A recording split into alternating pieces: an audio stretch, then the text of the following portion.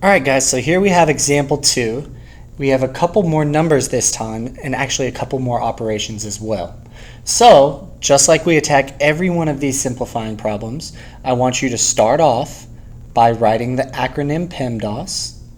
Again, put the M and the D together, the multiplication and the division together, to verify that you know they happen at the same time. We also put the A and the S together to make sure that we know that addition and subtraction are also occurring at the same time. All right, let's identify the different operations that we see. Here we have a plus sign, which stands for addition. Here we have our division symbol, so I'm going to locate that.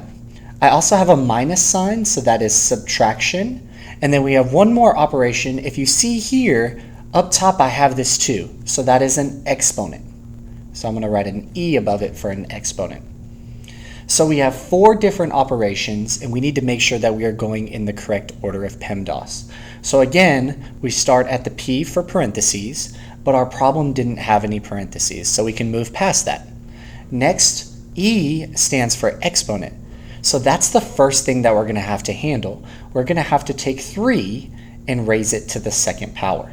So everything else in this problem is going to stay exactly the same. And what we need to figure out is what 3 to the second power is.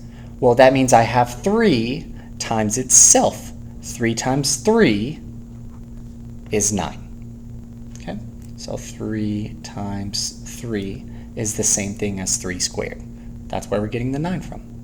All right, now the only operations we have addition, we have division, and we have subtraction. Now that we've handled the E for exponent, we're looking for multiplication and division. Guess what? We have division right here.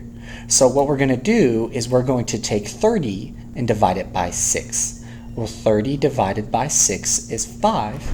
Everything else in the problem is going to stay exactly the same.